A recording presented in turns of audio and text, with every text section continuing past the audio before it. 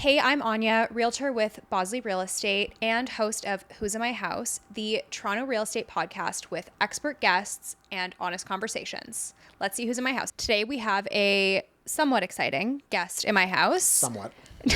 David Fleming. Hey, Thank you for coming. I am so happy to be here. Are you? Yes. With all of the dogs. Yes. We were going to mention the dogs. Yeah. So I'm a bit Everyone OCD. knows I have dogs. There's just a tiny bit of one of these. But no, seriously, thank you. It's great to chat. Can you, for anyone that might not know who you are, can you tell us a little bit about yourself? Who are you? How do we know each other? I'm a realtor. A realtor? That's how they pronounce it in the States sometimes. I'm a broker with Bosley Real Estate, much like you.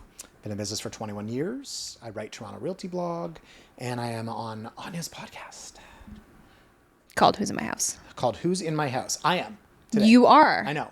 It's pretty exciting. And a couple of dogs that are shedding everywhere. Do you remember the day that we met? Were we wearing masks? I don't want to go back to that time. Yes, we were. Okay, then no, I don't know. You probably look like Bane, like from Batman or something. No, you actually told me that you knew who I was. Oh, cool. And that I was the TikToker. Yeah, I know. And then you made some comment about how you had just transferred all of your music, or you just learned about Spotify and you dumped your MP3 player. So, okay, three things actually. First of all, what is TikTok? Second of all, yes, I actually did stop downloading MP3s in like 2020 and start using Spotify. But third, as one of my claim to fames, here it is. It won't be the first time I say this. I've been downloading MP3s on Napster since 1998. And then you also have to talk about ICQ or something. Oh, come on. No, okay, does anybody under 40 watch this podcast, listen to this? ICQ, it was the first messenger, and when you got a message, it went, uh-oh. That's what ICQ was. Anyways, yeah, so now you're aging me. You're talking about, how we first met, and apparently we're both weird, so there's that. Life's no fun when you're not weird. I met you, I don't remember what the year was, but yes, I knew 2021. you as... Okay, so 2021 we met. I knew you as the TikToker. Yes, I know what TikTok is. I obviously don't use it, but you were basically the first agent of substance that went on TikTok. So how could I not know you as the TikToking real estate Well, agent? thank you. Yeah. You are on lots of social media platforms and you do lots of stuff, including your blog. Stuff. Will Lots there be of- follow-up questions? Of course, there's going to be follow-up questions, but you mentioned TikTok and that you're not on it. No. Why? Why no TikTok when you're on everything else? Look, I basically invented Napster. I'm just a bit tired. I don't know if I have time to dance on TikTok. I don't know what TikTok it's is. the I think, dancing. okay, there is a forum for everybody. And without turning this into a 40-minute rant, which would be so unlike me, I think you stick to what you like and what you know. I won't get into it now, but I started the blog in 2007. That's what I like. That's what I know. You found TikTok. I think every real estate agent finds one thing that they're either really good at or they really enjoy, and hopefully those are one and the same thing. And so I like writing. I write the blog. Now, yes, I'm on Instagram and Facebook and the Book of Face and, whatever those things. LinkedIn, what is that? Facebook for adults. But I don't have TikTok. Speaking of LinkedIn, Uh-huh. I don't remember why. Who was I talking? I was talking to someone, and then somehow we ended up on your LinkedIn. And no way. your description of your previous job Oh, go on. is hilarious. What was it? It was something Previous job. about... That's the only job I've ever had. No, you worked for some company for like a year, and then you talked about how you practically sat there, did nothing until they realized that they Oh were my paying like an God. intern Is that still on there? to sit around and do nothing. Okay, that's in my defense. Okay, so I have a sense of humor. I think you do as well because we're laughing. But I thought it was hilarious. so I worked for Celestica, which still exists, I believe, in, oh my God, I'm going to date myself because everyone that watches your podcast was born like after 2005. No, 2000. Wrong. 2001, I did an internship in between third and fourth year university. I went to work for Celestica, and it made me the person I am today. That's a whole other story because I didn't like it and I want to work for myself. But regardless, when I started at Bosley in 2004, and I think LinkedIn, I don't know when it was invented, but I was like, well, previous job experience. So I was honest. And I took after the movie Office Space, and I said I basically sat around and did nothing till the corporate machine identified that they had an intern sitting there doing nothing, and they told me I'd have to do work. I don't remember what I wrote. But No, that's verbatim what you wrote, and it's very funny. Yeah, but LinkedIn, Facebook for adults, I occasionally find good articles about real estate on LinkedIn. Not so much on the TikTok, though. I don't know. I'm only on it when you show me what's on there. But you can get You can get the TikToks on the Instagram. You can get the TikToks on the Instagram. You can also get the TikToks on, I don't know if this might blow your mind, YouTube Shorts. They have the internet on computers now. What? That's a Simpsons reference. Yeah, Jonathan gets it. But no, listen, I'm not on TikTok. I think it's great for you. That's your niche. That's where you found it.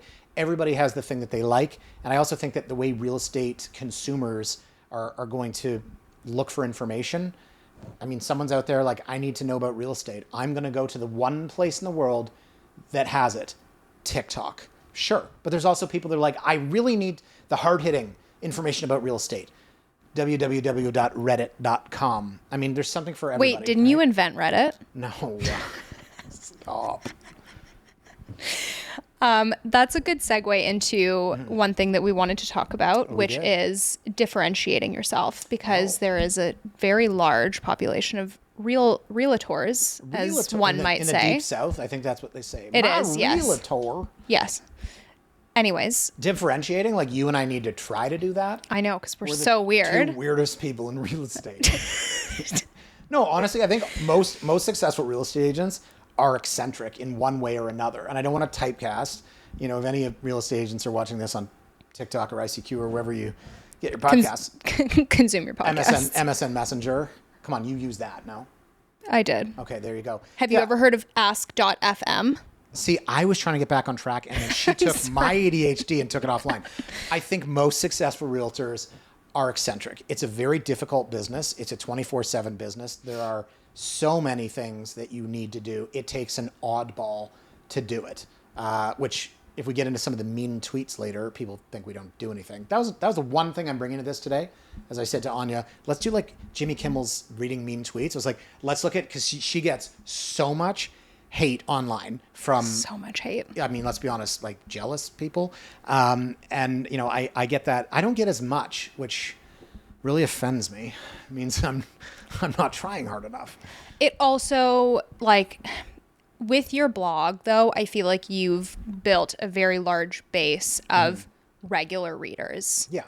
And then you have the odd, like the new person here and there that you have like incredible SEO. And I don't know if that's just because it's been around for so long and you're so consistent, or if I'm sure there's back end stuff too. But like if you Google any obscure real estate question, your blog very likely will come up. And I remember, do you remember the time my mom sent me a link to your blog? And I was like, sounds familiar. Yeah. Well, I to be honest, I've had that story a few times. Someone's of course, mom. Yes. But I mean, I started writing it in 2007. I've written over 3,500 posts, and they're not short.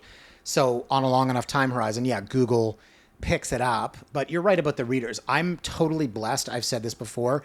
If you go and look at the online comments for the Toronto Star or the National Post or what have you, there's the informed, there's the uninformed, there's the I don't have a real combat or objection to what's been written, so I'm just going to attack you personally.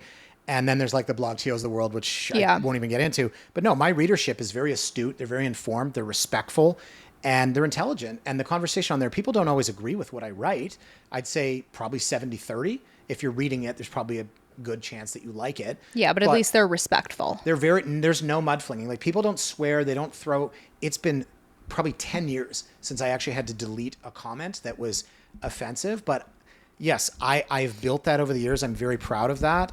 And not everyone agrees with everything that I say, but the readership I'm absolutely blessed to have that. Yeah, whereas I think on the flip side with TikTok or any social media is that a lot of people that come across my content are being fed it by the algorithm and the For You page. Oh, the algorithm. The algorithm. It feeds me a lot of things. Yeah. And they might not be so happy about it. And there's a lot more anger and anonymity. And so people will say whatever they feel like. And the last few months has been a lot better. I'm getting a lot of people that are like, wow, thank you so much for saying these things or being honest. But before, like, especially in 2021 and 2, when the market was nuts, people were like, just wait until the market crashes. You're going to be working at McDonald's and like, go get yourself a real job. And I was like, listen, like if the market crashes, this is my job. You do what you got to do. And that, again, ties back into differentiating yourself. You can't just sit around and expect business to come to you. And I think that's partly maybe why you started your blog. And that's why I started TikTok. You were maybe only a few years older than me when you got into real estate, I think. Because I started Well, you before started I at like finished. 16, I think, right? Like you were I'm a prodigy. 19, 20. I mean, I started. I was 20. You were what, so 24? I was 23, but when I started, oh God, I should throw in like back in my day. No, when I started, there was nobody under 40. Like I showed up the first day, true story. Okay. I remember Ann Bosley said in front of the whole company, it's David Fleming's first day here. David, why don't you tell us why you've joined Bosley and why you got into real estate? So I stood up, like this was my big moment. I opened my mouth to talk, and this like 80-year-old woman reached over, pinched my cheek and said, because he's so cute. And the whole room started laughing. And that was how I was introduced to the company. But legitimately, when I started in 04, the average age of a realtor was probably 65. And that's one of the biggest changes we've seen in the industry. Now, on the flip side is I would say during 2018 to 2022, so many people right out of university, either inexperienced or naive or don't have the work ethic or don't really understand what it is, got licensed. And a lot of them are out of the business now. And it caused a lot of problems, which we'll get into later, pre-construction. But I mean, look, back to the idea of what I did to get started and what you did to get started. I think everyone tries different things. When I started, I tried door knocking. I worked open houses. I sent out flyers. I cold called. I did everything. And then one day a friend of mine was like, hey, there's no real estate blog in Toronto. And naturally I said to him, what's a blog? Oh, here's a good question for you, Anya. Weblog. I was going to ask her, where did the word blog come from? But I actually explained it to her offline before this. So first of all, cheater. But the word weblog, when you say it quickly, weblog, it became blog. But that's what all it was. It was like a log of someone's thoughts. It was like an online diary.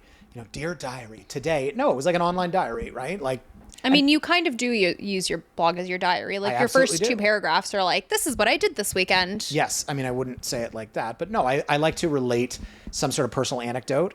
I'll start out by talking about like when I was at Camp Kawabii in 1986. And I Yes, don't know. we've all read that one. Right. And the Shop Award of 99.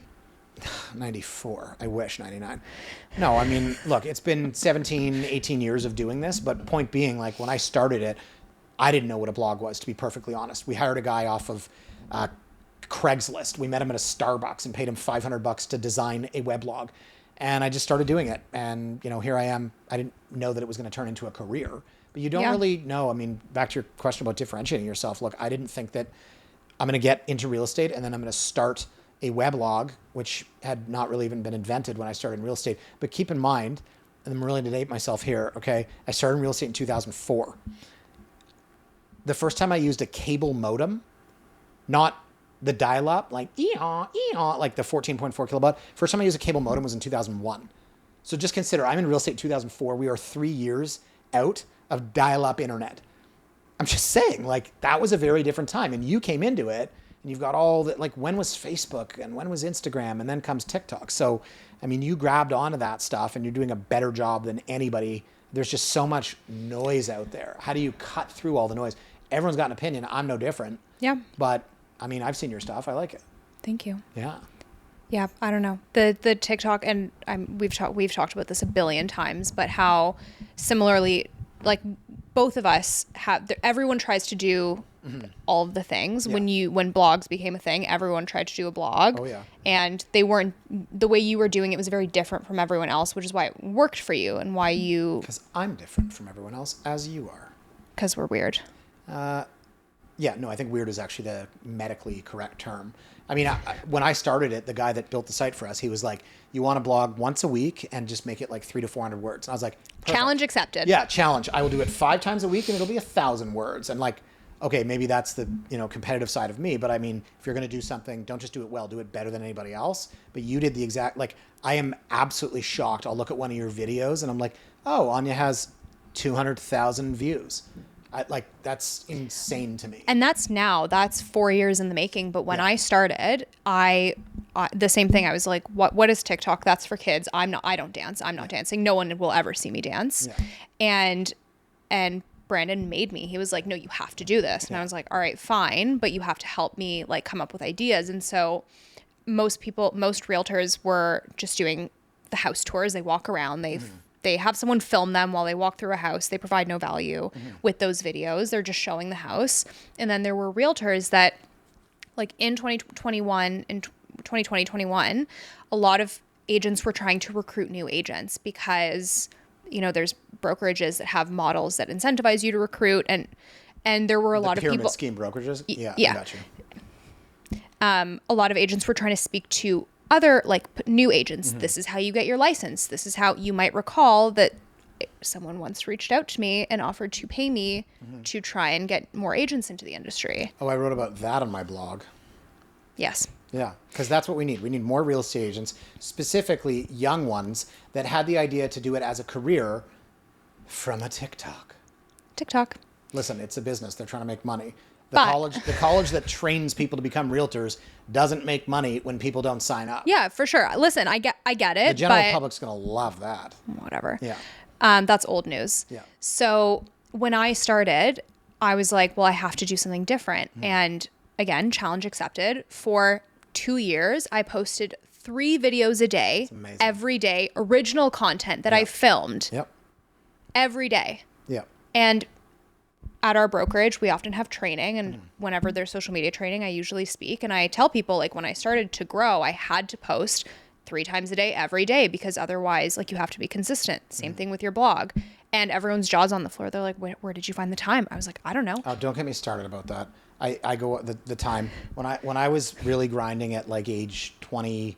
I mean, look, I'll be honest, at age 25, I couldn't work 80 hours a week because I didn't have clientele. But in that sort of period, that growth period from say 27 to 33, I was working 80 hours a week. Yeah, it's nuts. And you have to do that if you want to rise. You can't just say I'll just take half as many deals and work half as much. It doesn't work like that. No. But it drives me crazy when people say, where do you find the time? I make the time. Yeah. I tell, people might not want to hear this, but I tell a lot of the new agents that I like to scare at the Bosley training course, you want to make it in this business, that's fine. Just put it ahead of everything else, including your friends and your family, and maybe even your health. Kidding, but not kidding. Seriously, though.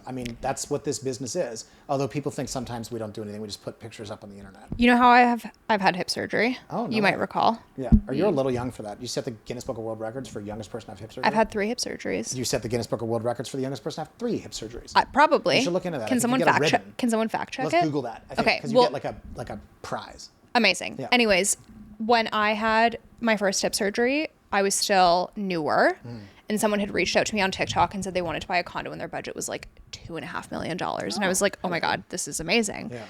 Their only availability was the day after my hip surgery. And I was like, amazing, I will be there. Yeah. I had someone come, I couldn't drive because it was my right leg, which is your driving leg. I had someone come here, dress me, drove me to my showing. I crutched around, still on pain pills to show this condo. And I've consistently ended up having to work the day after my next 2 hip surgeries because it's hard. When people want to work with you, they want to work with you. Yeah. And then it's hard to walk away from it. Yeah, but the one thing you didn't mention is, so talking about the amount of content. So the stuff that you're putting out there has to be relevant and useful and insightful. So I would like to think that if I'm doing a podcast, I'm putting all this information out there for free for you to listen. Now, you can disagree with it. We routinely get 30 angry YouTube comments from people that are like, you're a real estate agent, you're the scum of the earth, the real estate market's going to crash by 90%. Fine, whatever. We're not talking to those people. But for the people that are watching it and they're saying, okay, I've learned something, I understand this, I'm going to implement this, I'm going to absorb this, you have to have purpose behind the content that you put out. So I do stats blogs. I do some blogs that are just simply stories from the trenches. But when I started the blog in 2007, oh my God, the objection in the real estate community, people couldn't believe that I would write about how an offer night works. Behind the scenes at an offer night, here's what happened. The old guard of real estate was fuming. I would write about an area that I didn't like and why. No one had ever said anything negative before. Real estate at the time was sales. Have a lady that's 66 years old with a pearl necklace walk into a house and say, here's the kitchen. This is where you eat dinner. And you bake the cookies before the open house? Right. And here's the backyard. Watch your kids run. And I was like, where's the value in that? So I started from the standpoint of I want to write a blog and I am going to pull the curtain up, so to speak, and show people what's behind it. And I had so many letters, actual people used to they'd write something on paper and put it in an envelope. And they would mail it. Did the pigeon bring it to you? No, the postman. But I got letters, I got emails, I got complaints. People couldn't believe this young real estate agent was saying these things.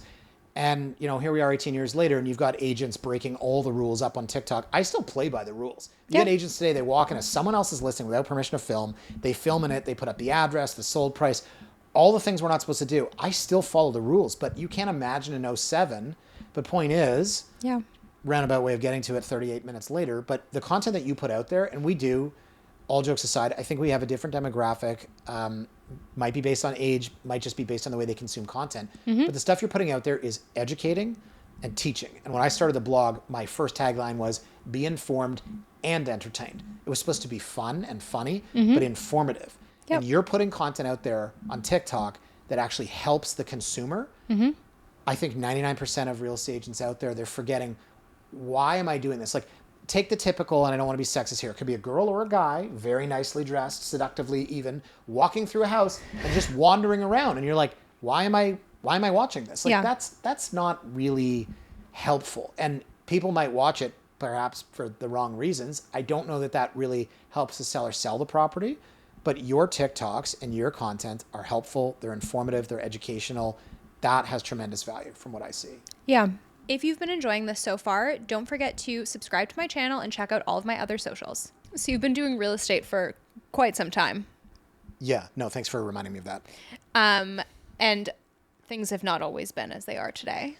No, all industries evolve, some in better ways and some not so much. But I think we've had a pretty good mix of those two things in real estate. So can you talk a little bit about what has changed since you started in 2004? I mean, obviously the internet. A lot. Well, okay. Yes, I did make that point earlier. And well, listen, with the passage of time, you kind of lose sight of these things. The fact that, as I said, the cable modem became standard in households in '01, '02, and I get in real estate in '04, and you have the multiple listing service. I know it's hard to believe for a lot of people that are listening or watching to this, but we weren't that many years removed from, say, in the '90s, when you had to go into a brokerage and look at photos or the front, flip through the books, or like look at why retail level brokerages still to this day put photos on the glass. That's how you found houses. So I'm dating myself here. I was fortunate to come into the business after the advent of certain technologies, but I mean, I'd say first and foremost, the technology has changed dramatically. And secondly, I would say the agents, they've gotten substantially younger, but there are way more agents, especially per capita. When I got in the business, there was 30,000. Now there's about 75,000. Doesn't Toronto have like the most agents per capita in the world? Yeah, but we also have a lot of agents that don't do any business. Yes. And yours truly got in a lot of trouble years ago with a blog post that was called "How Many Transactions Does the Average Agent Do?" I took the statistics from a third-party company that tracks all this, or we sell our own data to them, and I simply ran the numbers and posted it. And real estate closed guard did not like that.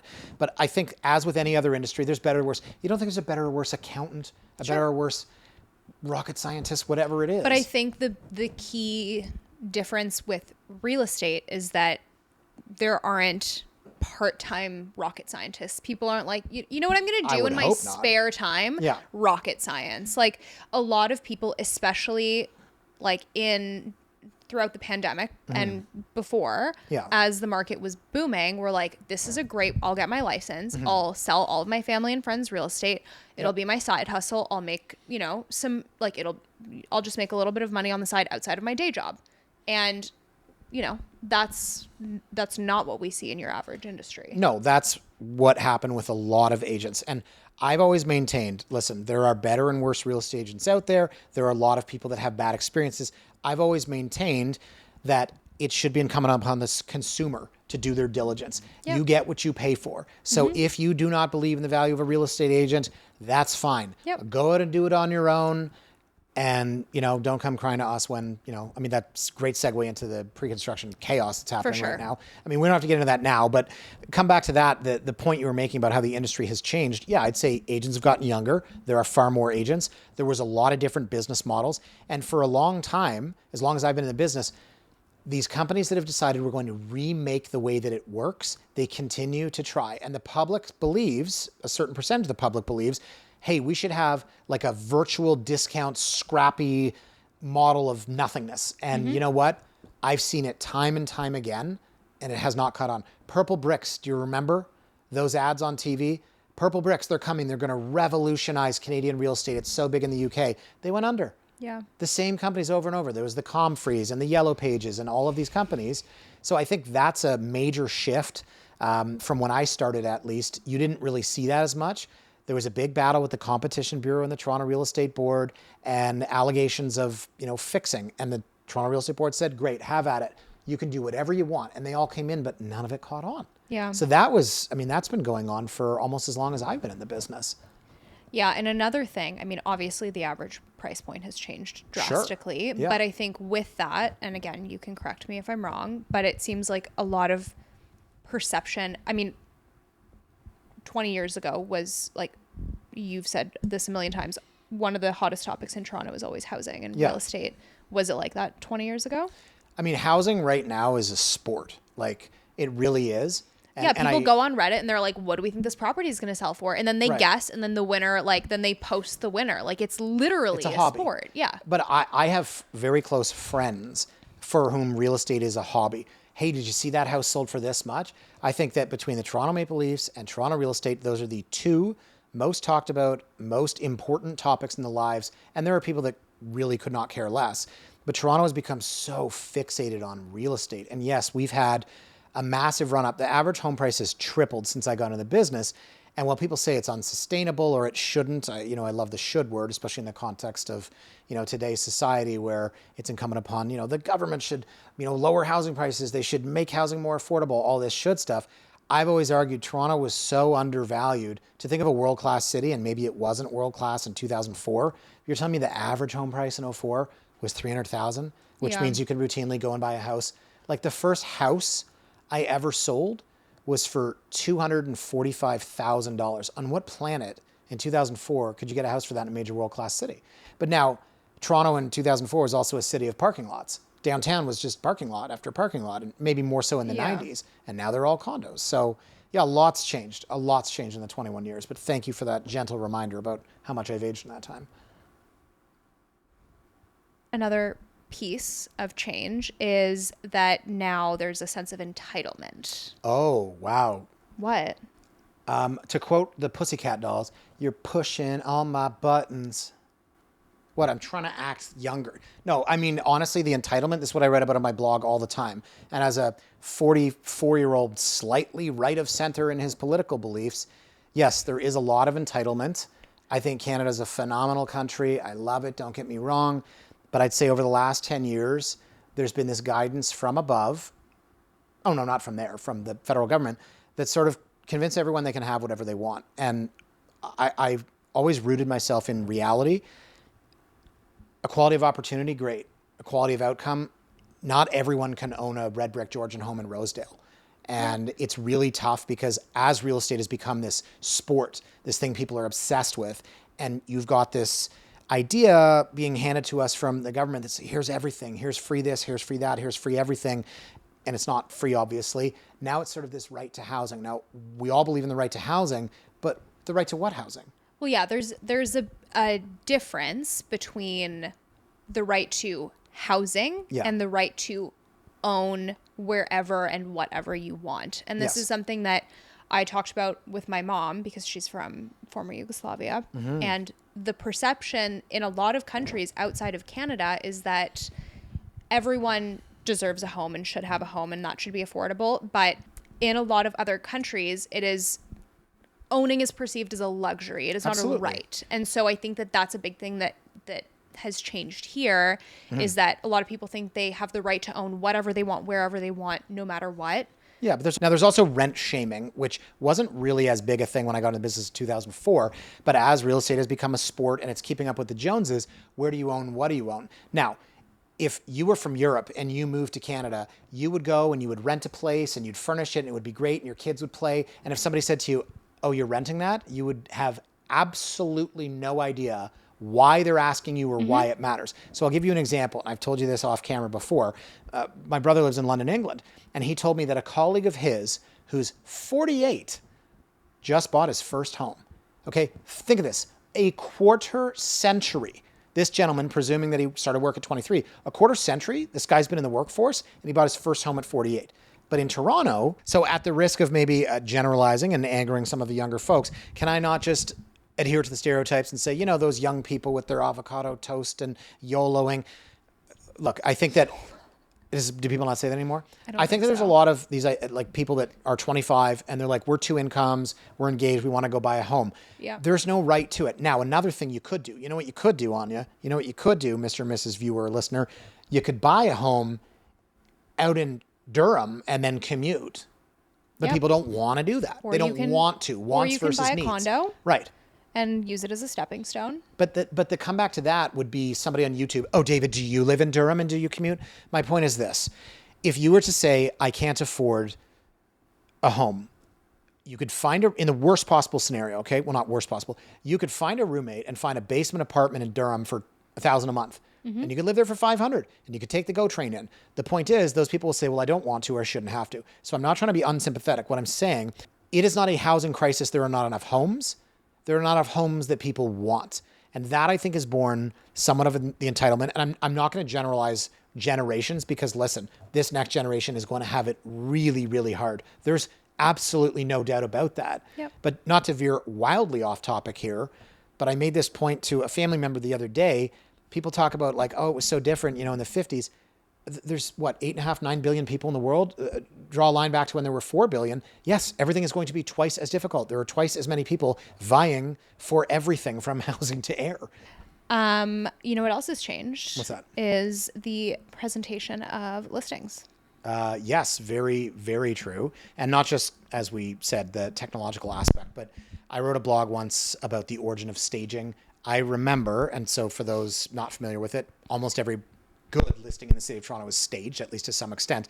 But I remember when I got into the business, nothing was staged. Staging became a thing in 2005 and 2006. And again, going back to listings that I had very early on, you didn't do as much then as you do now. Like, we're literally bringing 2 properties out this week. We have renovated these houses from top to bottom. And not to toot our horns, things that Anya and I do as full service agents. We know what needs to be done to get properties sold for top dollar. But you're going in and you're saying, okay, we're going to paint these kitchen cabinets. We're going to take these carpets out. We're going to repair the porch. We're going to parge the back stairwell. Like, we never did that in 2004. Parging. Don't get me started on parging. No, anything that needs to be done with enough of a lead time you can do. And not all agents do this, but this is something that, and I know it's obviously not just you and I, there's a ton of great agents that fully transform properties. That was not a thing in 2004. And there's another thing that's also changed. I'm all ears. There is an inherent entitlement that not all, but a lot of sellers possess. We covered entitlement, didn't we? Entitlement to profit? Oh God, here we go, pushing my buttons again. Okay, yes, let's have your thoughts. At some point between when you started and today, there became some inherent. People started feeling like they were entitled to a profit on. Well, it started with expectation, and then it became entitlement, and there's a distinction there. The expectation was one thing, and hey, if it didn't happen, it was acceptable. It was disappointing, but acceptable. The move from expectation to entitlement is now people are, in some cases, absolutely unwilling to accept a scenario in which they don't profit, and handsomely. Yep. And I mean, listen, I'm sympathetic to everybody that has bought and sold real estate that has lost, but the run-up in prices over the years has developed a lot of bad actors, whether it is developers, whether it is speculators, whether it's first-time buyers that got bad advice, and real estate agents, as I have said, are complicit in this. Not you or I, but many of the folks that have been selling properties, either inexperienced or in the pre-construction sector, which is a whole other conversation. But my God, the entitlement to profit is incredible. And I'm an analogy person. When I can't really prove a point to the folks that I'm trying to explain it to, I like to go off into an analogy. And for the folks this is news to me. Yeah, thank you. But seriously, it's like you buy a share of stock for $100, and guess what? 2 years later, it's trading at 70. You don't go, oh, but I paid 100 for mine, so I need 100. It's trading at 70. You accept that, and you sell it. You pull the trigger, and you exercise the loss. Or you don't sell it, and you hope that it will come back up, or you wait until it does, or until you have to sell it. Like, ultimately, a loss is only a loss if you sell. So if you don't have to sell, like if you have a condo and you bought in 2022, and you're going to be at a 10% loss, don't sell unless obviously you have to, and that's a different story. Yeah, a market is a market, and listen, I made the point the other day in a newsletter that I wrote. I am no different in that in 2022, I sold homes to people that are now in that same home and it's worth less.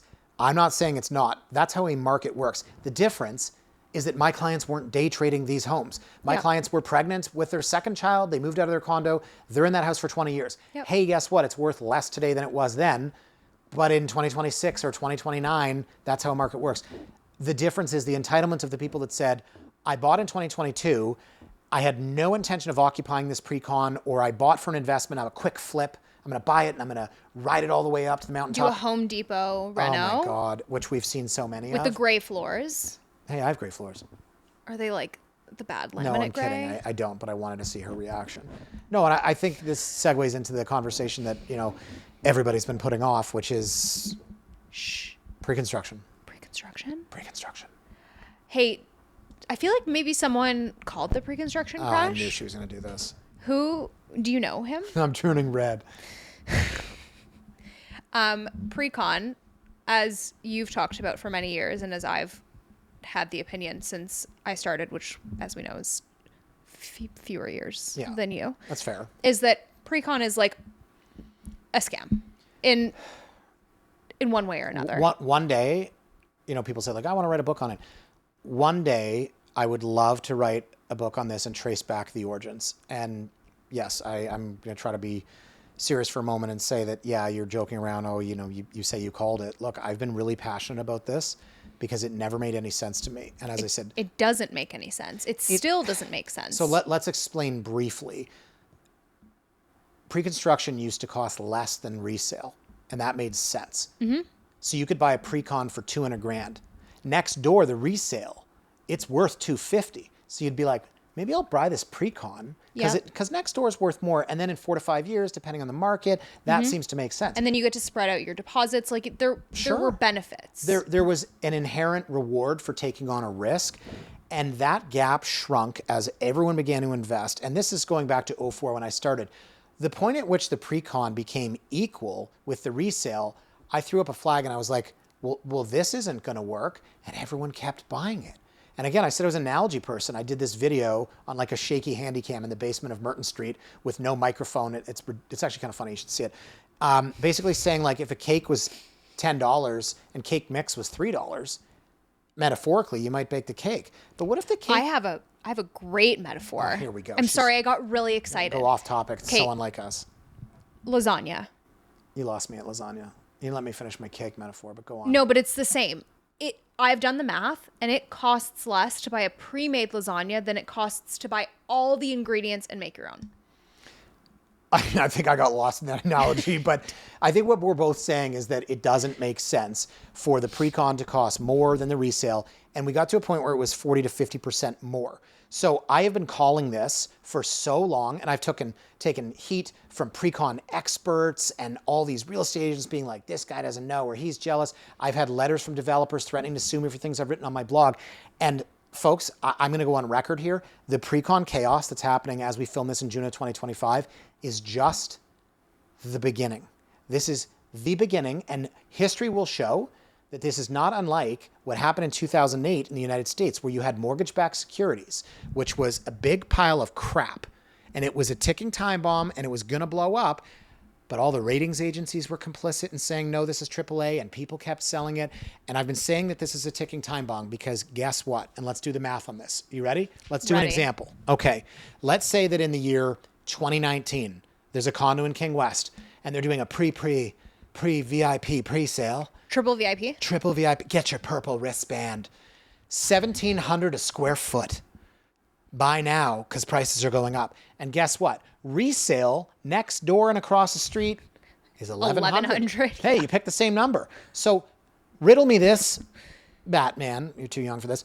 But why would anyone pay $1,700 a foot when you're $1,100 next door? Well, David, that's because if you buy a pre-con at the pre-con sales event, then you get to spin the wheel and win a Birkin bag. I actually went to an event before I got my license, and I was like doing marketing stuff for these agents. I wasn't qualified to do it, but I somehow finagled my way into this job. I like that. And they brought me to this pre-con sales event. I don't remember what the project was, but they like fly people in from overseas who like buy these by the floor. Yes. And if you buy a certain number at this event, you get to spin the wheel. And I watched someone win a car. I watched someone win a Birkin. Like it was a game. It's a gimmick is what it is. And It so is. a typical real estate commission on the resale side is 2.5%. Developers routinely offer 4, 5, or 6% commissions to agents to bring their clients. That's got to be a red flag. But I've gone on record saying in 21 years in this business, I've never sold a single pre-construction. It goes against everything I stand for. It was a ticking time bomb. Now here's what happened, Anya. We'll finish the math on this. Your King West condo in pre-con selling for $1,700 a foot, which means that in order for you to profit, once you pay your land transfer tax and then your real estate fees and all of your hidden closing costs, you're going to need what, $1,900 a foot? The resale is $1,100 a foot. So it goes up to $1,200 a foot and $1,300 a foot and even $1,400 a foot in 2022. And then it comes down and now it's sitting at $1,100 a foot again. The people that have to close on this at $1,700 a foot, what were you thinking? So can I use one more analogy? Absolutely. Let's say that you want to buy shares of TD Bank and they're offered to you for $130 because they're going to go up to $160. But what if they're only worth $100? The person telling you, you can buy these for $130 because they're going to go to $160. And you're like, but I can buy them over here for $100. That's my analogy. I'm an analogy person trying to draw in. Like I did that video in 2015 comparing buying a pre-construction condo to buying jeans. Why would anyone go in and buy jeans if there's no guarantee they'll ever be made, or there's a zipper fly, or there's not 8 pockets, or that it's denim, or that it's going to take 9 months? As I said, I was trying to prove a point, but I've never understood it, and everyone did it, and now it's absolute chaos out there. Yeah. And we're seeing this can I read you Please. this? So I get a call at 7:30 in the morning on a Saturday, which is a totally normal thing to do. And then at 7:42, I get this. Hi, David. Hope this finds you well. I've listened to your podcast on YouTube recently. I wish I'd done so earlier in 2022 when I foolishly bought into a 2-bed, 2-bath pre-con in Oakville that's up for occupancy this October. The unit was $1,232 per square foot. I know my deposit's gone, and I'll probably not come back in the next 2 to 3 years, but I was hoping a way to recover 80% of the original purchase price plus closing costs in this period. I'd love to understand if I'm being realistic and how to approach this. Here's the part that really burns me. I'm a middle-aged, middle-class person with a family who is trying to make money to be able to send my kid to university. Now I am in a fight to survive. Please let me know when you have some time to chat.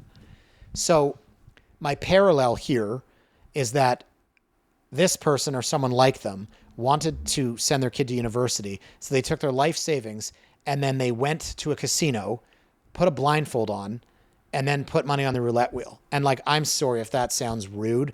I'm not unsympathetic, but this... Well, it's not anything it's not anything to do with that specific person. This is as a whole people that were buying pre-con under the guise of speculation. And I don't know, I'm sure you've gotten a million of these calls, but I have, yes. Not those, but previously when people would call and ask about, like, they want to buy pre-con because they have the intent to assign it. And people... Oh, yeah. You got to explain what that is. Oh my gosh. It's practically like The Big Short. No, it's basically, it's ridiculous. It's the greater fool theory. I'm going to pay $1,400 a foot for this, even though resale's at $900 a foot. And then a year and a half from now, I'll assign it, meaning sell my paper. You're literally at $1,600 a foot. Your contract, your intention to purchase to someone else and making a profit. If the developer will allow you to do so, which they reserve the right to not let you. So now, talk about the illiquidity of this. Let me go back to my example of buying shares of stock. If you bought shares of stock for $100, they dropped to 99, 98, 97, 95, and you said, I think I'm going to sell this and take my $5 loss. Guess what? In pre-construction, you don't hold that right. If you want to sell it, the developer might say no because you don't own it. You own the paper. You own a liability. You own a payment plan. You own a liability, a chart of payments due. It's ridiculous. And so this unfortunate soul who has said, I tried to do this to put my kids through college, I would ask, when you paid $1,232 a square in pre-con, what was prevailing resale at? Probably $800. What was your expectation for this? If the answer is, I don't know, did you hire a real estate agent who, by the way, gets paid by the developer? No, I didn't. Did you consult with a lawyer? Probably not. What was the logic behind this? I'm sorry. This was always gambling. I said this when I went on CTV's morning show. I said This was always gambling. I use the example of the roulette wheel. I said on live TV, because I wanted people to know it, if you went into a casino and put all your money in the roulette wheel and lost, you wouldn't turn to the pit boss and say, hey, I changed my mind. And now everybody is saying, my favorite, the government should do something. Yep. We should bail people out.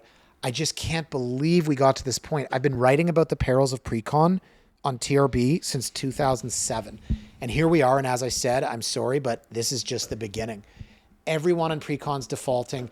You paid $700 for a bachelor, and now the bank's appraised it at $550. You need to make up that difference of $150 to close, or you can't close. And so people aren't closing. They're in default. Mm-hmm. I can't believe we got here. Now, here's a question for you in your crystal ball. We're calming down now. It's going to be okay. I have yoga after this, so. Namaste. Yeah, thank you. So obviously, as people now stop buying pre-construction because people are starting to realize that it's a scam, as are rental HVAC items. Yeah. So now developers are either canceling projects or turning them into purpose-built rentals. Sure. Where, 5-10 years down the line, how do you think that's going to affect the overall market? Oh, well, this is the fascinating part. So, new home sales, Urbanation said new home sales in 2024 were the lowest since 1996. And I believe new home sales are down 90%, which I was joking. I was like, how come only 90? Who bought at $2,200 a foot in, what was that Freed project downtown, like $2,200 a foot? So I think, ironically, 5 to 6 years from now, there's going to be a massive deficit of condos. And some people watching this are like, oh, you're just selling it. Listen, if we go from 35,000 completions a year to 0, hey, if the population doesn't grow, we'll be fine. But 5 to 6 years from now, no, we're going to have another condo boom 5 to 6 years from now. But how we actually build, because since I got into the business, a developer doesn't build a condo. They pre-sell air. And when they pre-sell enough air, a bank says, oh, you've pre-sold 80% of this. Great. We'll loan you the money. That's not going to change. No. So do we learn from our mistakes? Never. I don't think we're going to here. This is going to continue. Well, my only hope is that the micro condos die. They can't, because investors drive pre-con, and developers have been shrinking the size of condos because there's a difference between absolute price and relative price, and investors are very comfortable between $400,000 and $600,000. So, hey, if prices have doubled, just cut the size of condos in half. And then watch David's YouTube skit on the size of dens. Oh, yes. No, that's from 2015. I played racquetball in a den. It was pretty good. Yeah, that was fun. That was my old condo, which ironically came up for sale. Yeah, you didn't know that? No. Yeah, it came up for sale. They turned that den where I played racquetball. It's a long story. It was for a sketch. It was about the pointless condo dens. You can play racquetball in here. They turned that into a walk-in closet. Very nice. That was a great idea. I was like, why did I hit a racquetball in here and video this? That was 10 years ago that I did that series. Can you believe that? No. Yeah, you were like 9. No. She had to think about it because I wasn't that far off with the math. Should we read some mean comments? Oh, you want to read mean tweets? Sure. Do you want to read mean tweets? You go first. Obviously, people are super mean on the internet. No. I can't find this comment, but I told you about it the other day. One of the meanest, or just like random rude comments I got once, was that someone commented, and like my whole thing is that I just like film. I don't bother doing my hair or makeup. It's like whatever. You see what you get. I can't be bothered. Go on. Someone comments and they were like, I liked you so much better when you were posting with makeup on because now you just look like a dirty lesbian. Wow. And I said, thank you so much. I really appreciate that. As opposed to a clean lesbian? I don't know. I don't understand the reference there. I didn't understand it either, but I don't see why anyone... Next time you should just put on a hockey mask or something like that. I should do that. Okay, so let me read one. From a guy wearing no shirt in his profile picture on YouTube, listening to agents' opinions is like getting an update from Gangster on safety of the hood. Excuse the poor grammar. Real estate agents are not in business of real estate. They are simply a service provider, just like a roofer or plumber, except agents don't even earn their money. They put up pictures on the internet. I mean, yes, except like I just told you, I renovated 2 people's entire houses. So, I mean, said by somebody that's angry. Listen, maybe they don't own real estate. Maybe they rent. Maybe they live in a basement. I don't know. But you know what? Maybe they had a really bad experience. with an agent that wasn't very good. I think everyone's entitled to their opinion, but that was a fun one. Yeah. So I posted a video where I was ranting about something. I think anyways, it's irrelevant. I was ranting. Two comments. One, wow. I don't know what to say. Then continues to complain. Tell me you're a horrible agent without telling me you're a horrible agent. Quit. Wow. Followed with, shut up. Get back in the kitchen. Oh my God. Okay, so I can't compete with that. The next one I just saved from my phone while I was driving here. No one has an hour to listen to you ramble. Cut the podcast at 10 minutes and get to the point. From somebody that listens to my podcast. That's okay. the funniest thing. And to tie into that, a lot of people seem to have a huge issue with my voice and something called vocal fry. I don't know what it is. This is how I talk. This is my voice. If you have a problem with it, don't listen to me. But like a video I posted recently, there were like at least 15 comments. One person said, why the fry voice? Vocal fries, final boss. What's happening with your voice? Do you have lung issues? And then someone said, the vocal fry makes this unlistenable. First, literally don't listen. If you don't like my voice, don't listen. I don't know what to tell you. This is how I talk. I thought it was because I got my tonsils out and my voice is crackly, but I've been told that's not what vocal fry is, so I can't help you. Well, listen, this was fantastic. I am going to lint roll as soon as I get home. And you're not going to burn your clothes? I did mention that jokingly. I said I'm going to burn all these clothes when I get home. Look, I love dogs. It's just that you have two extremely large ones that shed everywhere. So if you want to see more of David, which I'm sure you do. No, that's not possible. You can check out his blog. What is it? www.torontorealtyblog. http:// as I was taught Toronto in a Realty course Blog. in university called the internet. Toronto Realty Blog on all of the things. TorontoRealtyBlog.com. Thank you, Anya. You are so welcome.